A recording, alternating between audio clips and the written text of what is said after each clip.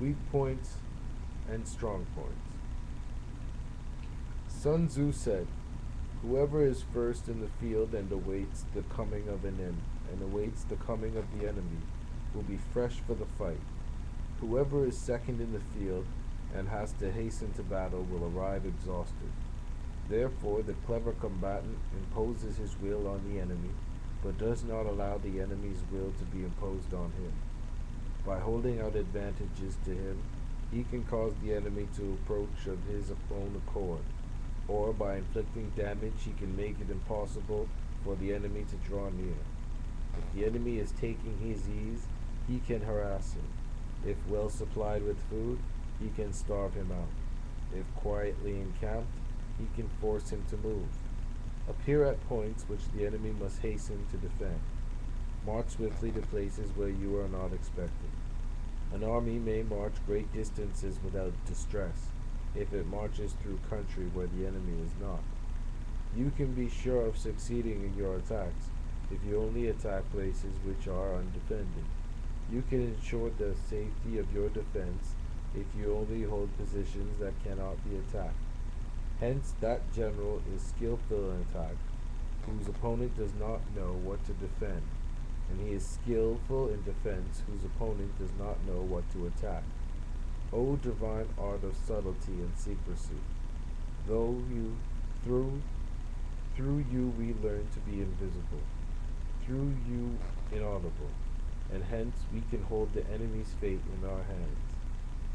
You may advance and be absolutely irresistible if you make for the enemy's weak points. You may retire and be safe from pursuit if your movements are more rapid than those of the enemy.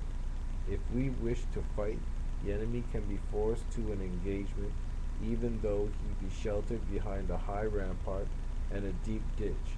All we need do is attack some other place that he will be obliged to relieve. If we do not wish to fight, we can prevent the enemy from engaging us, even though the lines of our encampment be merely traced out on the ground. All we need do is to throw something odd and unaccountable in his way. By discovering the enemy's dispositions and remaining invisible ourselves, we can keep our forces concentrated, while the enemy's must be divided. We can form a single united body, while the enemy must split up into fractions. Hence, there will be a whole pitted against separate parts of a whole, which means that we shall be many to the enemy's few. And if we are able thus to attack an inferior force with a superior one, our opponents will be in dire straits. The spot where we intend to fight must not be made known, for then the enemy will have to prepare against a possible attack at several different points, and his forces being thus distributed in many directions, the numbers we shall have to face at any given point will be proportionately few. For should the enemy strengthen his van, he will weaken his rear. Should he strengthen his rear, he will weaken his van. Should he strengthen his left, he will weaken his right. Should he strengthen his right, he will weaken his left. If he sends reinforcements everywhere, he will everywhere be weak.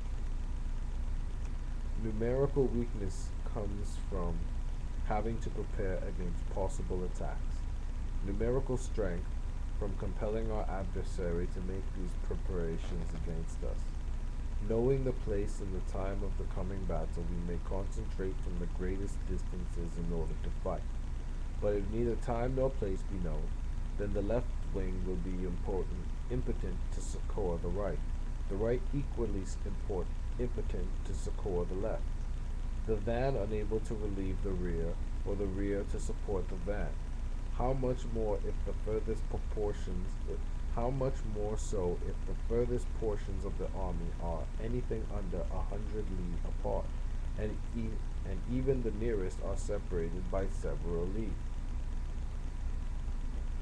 Though, according to my estimate, the soldiers of Yue exceed our own in number, that shall advantage them nothing in the matter of victory. I say then that victory can be achieved. Though the enemy be stronger in numbers, we may prevent him from fighting. scheme so as to discover his plans and the likelihood of their success, rouse him and learn the principle of his activity or inactivity, force him to reveal himself so as to find out his vulnerable spots. Carefully compare the opposing army with your own, so that you may know where strength is superabundant and where it is deficient. In making tactical dispositions, the highest pitch you can attain is to conceal them. Conceal your dispositions, and you will be safe from the prying of the subtlest spies, from the machinations of the wisest brains. How victory may be produced for them out of the enemy's own tactics, that is what the multitude cannot comprehend. All men can see the tactics whereby I conquer. By what none can see is the strategy out of which victory is evolved. Do not repeat the tactics which have gained you one victory, but let your methods be regulated by the infinite variety of circumstances. Military tactics are like unto water, for water in its natural course runs away from high places and hastens downward. So in war, the way is to avoid what is strong and to strike at what is weak. Water shapes its course according to the nature of the ground over which it flows. The soldier works out his victory in relation to the foe whom he is facing. Therefore, just as water retains no constant shape, so in warfare there are no constant conditions. He who can modify his tactics in relation to his opponent, and thereby succeed in winning, may be called a heaven-born captain.